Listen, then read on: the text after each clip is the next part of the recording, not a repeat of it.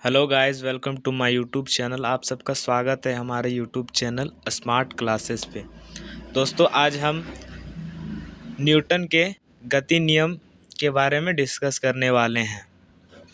तो चलिए स्टार्ट करते हैं बिना टाइम वेस्ट किए। तो प्रश्न है हमारा, न्यूटन के गति नियम की व्याख्या करें। इसका उत्तर है प्रथम नियम। देखिए, गति का 3 नियम होता है, ठीक है। तो उनमें से हम पहला नियम के बारे में डिस्कस करेंगे। इसके पहले नियम के डेफिनेशन को पहले हम लोग देख लेते हैं। देखिए क्या लिखा। प्रथम नियम, प्रत्येक पिंड तब तक अपनी विरामावस्था में अथवा सरल रेखा में एक समान गति की अवस्था में रहता है जब तक कोई बाहरी बल उसे अन्यथा व्यवहार करने हेतु विवश नहीं करता। इसे जड़त्व का नियम भी कहते हैं।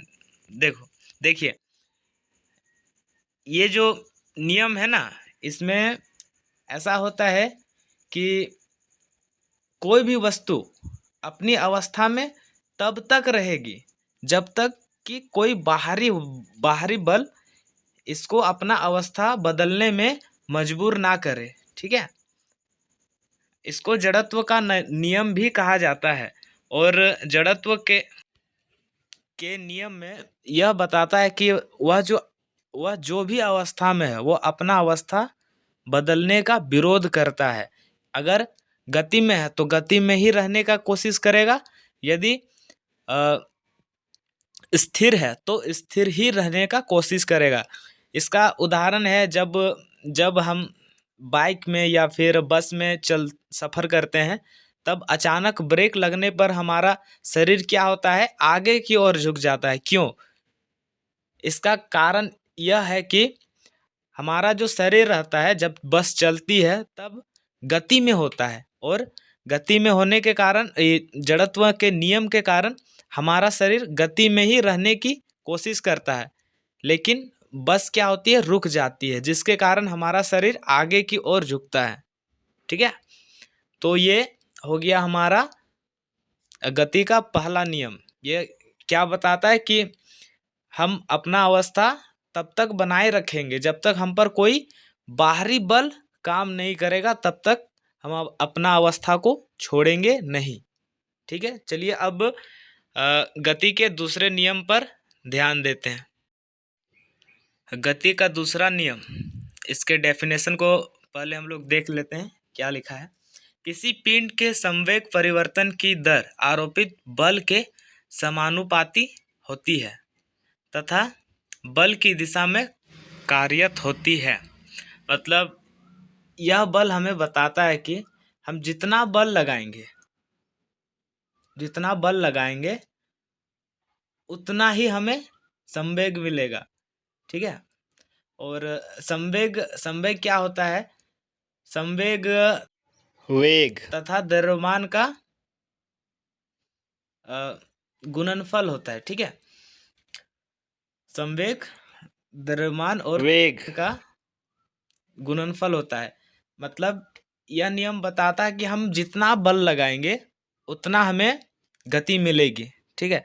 मान लीजिए हम कोई फुटबॉल है, यदि हम उसको धीरे से लात मारते हैं तो जाहिर है वो कम दूरी तय करेगी, लेकिन यदि हम उसमें ज़्यादा फोर्स, ज़्यादा बल लगाएंगे तो वह बॉल क्या होगी, ज़्यादा दूरी तय करेगी।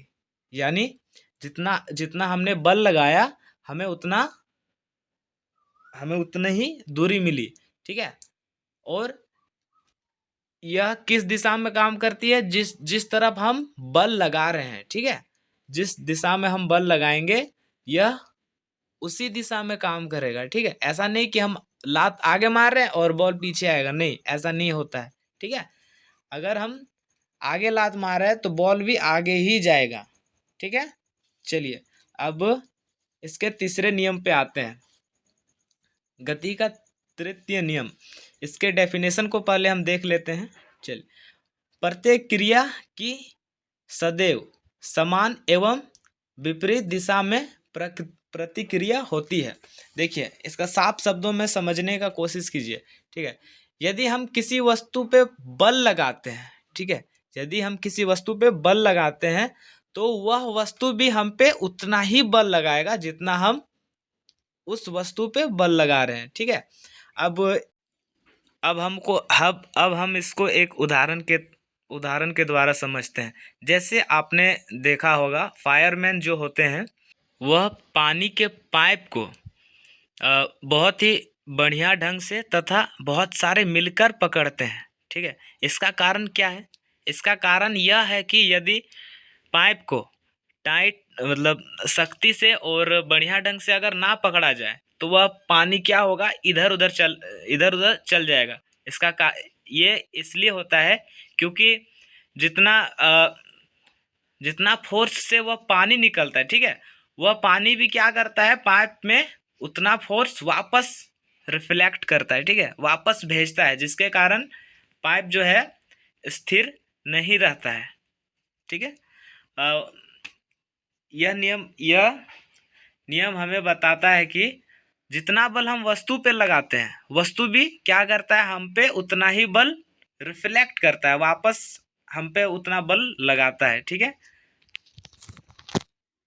तो ये थे न्यूटन के तीनों गतीय नियम।